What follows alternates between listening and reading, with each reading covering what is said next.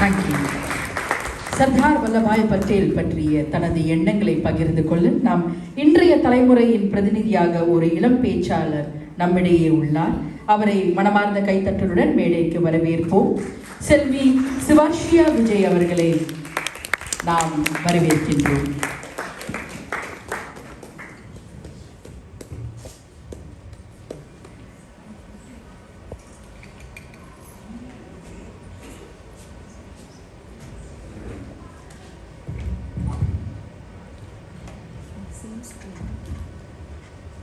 அனைவருக்கும் வணக்கம். என் பெயர் சிவரிஷா. நான் அடையார் ஸ்ரீசங்கரா மேல்நிலை பள்ளியில் 11ஆம் வகுப்பில் படிக்கிறேன். நர்மதை ஆற்றின் கரையோரம் 597 அடி உயரத்தில் அமைந்துள்ளது இந்தியாவின் மாபெரும் மனிதனின் சிலை. துண்டுபட்டு கிடந்த ராஜ்யங்களை ஒன்றிணைத்தவர், இந்தியாவை ஒரே குடையின் கீழ் கொண்டு வந்தவர்.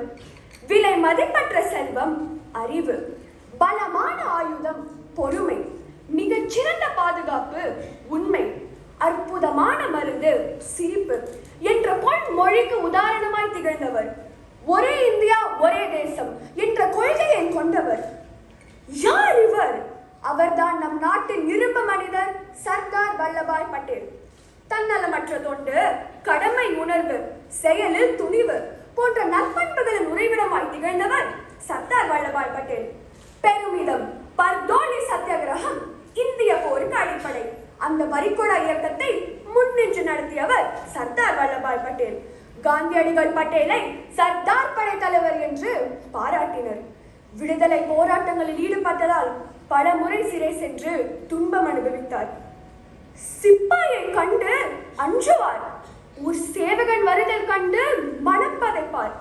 துப்பாக்கி கொண்டொருவன் வெகு தூரத்தில் வருதல் கண்டு வீட்டில் ஒளிவர். இங்கனம் கோழைகளாய் மோனைகளாய் வாழ்ந்த இந்திய மக்களை அந்நிய வல்லாட்சி எதிர்த்து நிற்கும் வீரர்களாய் மாற்றினார் சர்தார் வல்லபாய் பட்டேல். வெள்ளையர் இந்தியாவை விட்டு வெளியேறிய போது இந்தியாவில் சிறிதும் பெரிதுமான 565 சமஸ்தானங்கள் இருந்தன.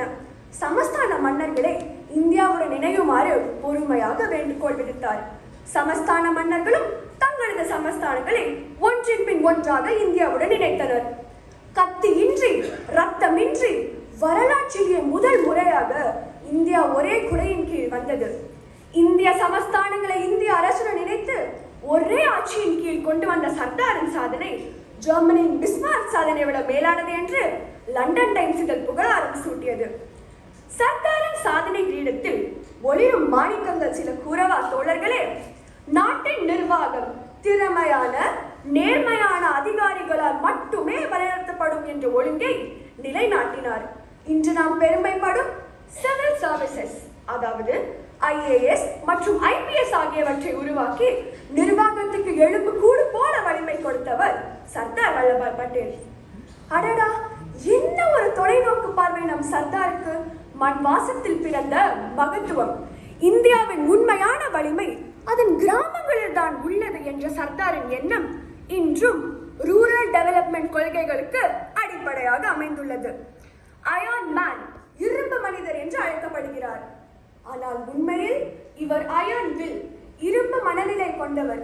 சிரமங்கள் எவ்வளவு வந்தாலும் விலகி போகாமல் நிறைவேற்றுவதே இவரது தனித்துவம். பதவிக்கான பேராசை, பணத்திற்கான பேராசை, குடும்பத்திற்கான பேராசை. ஆனால் அரசியல் என்பது சேவை, சத்தியம், தன்னலமின்மை என்ற உண்மையை உலகிற்கே காட்டியவர் சர்தார் வல்லபாய் பட்டேல். இன்றைய அரசியல்வாதிகள் சர்தாரிடமிருந்து துணிவு, தன்மை, தன்னலமின்மை போன்ற பாடங்களை பின்பற்றினால் இந்தியா உலகிற்கே முன்னோடியாக திகழும். இறுதியாக ஒரு கேள்வி. அரசியல்வாதிகளே, அரசியல் அதிகாரம் வேண்டுமா அல்லது அரசியல் ஒரு சேவை என்ற சர்தாரின் கனவு வேண்டுமா? அரசியல் என்பது ஆசையின் மேடை அல்ல, அது சர்தாரின் பாதையை பின்பற்றும் சேவையின் மேடை. மறைவு வானளவு உயர்ந்த ஆலமரமும் ஒரு நாள் வீழ்ந்து விட வேண்டும் என்பது காலத்தின் நியதி. இடைவிடாத பணிகளால் சர்தாரின் உடல்நலம் குன்றியது. அயராத உழைப்பும் இந்தியாவை இணைக்க மேற்கொண்ட இடைவிடாத முயற்சியும் கௌரவிக்கப்பட வேண்டும் அல்லவா? இரும்பு மனிதர் என்பதால் இந்தியாவின் அனைத்து பகுதிகளிலிருந்து இரும்பு பெறப்பட்டு இரும்பு உபகரணங்களை திரட்டி இதோ 182 மீட்டர் உயரம் உள்ள உலகின் மிகச் சிறந்த சிலையாகவும் ஒற்றுமையின் சிலையாகவும் சர்தாரின் நினைவாக அமைக்கப்பட்டுள்ளது. சர்தார் இன்றும் நம் நெஞ்சங்களில் வாழ்கிறார். இந்திய மனங்களில் என்றென்றும் வாழ்வார். ஆங்கிலத்தில் ஒரு சொற்றொடர் உண்டு. RIP, ரெஸ்ட் இன் பீஸ், அமைதியாக உறங்குங்கள் என்பது அதன் பொருள். சர்தாரிடம் ஒரு வேண்டுகோள்.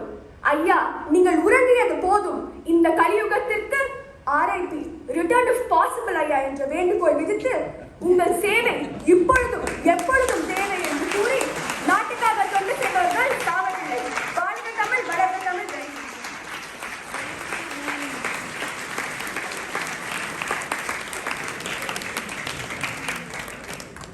Ladies and gentlemen, now let's move on to the next inspiring part of our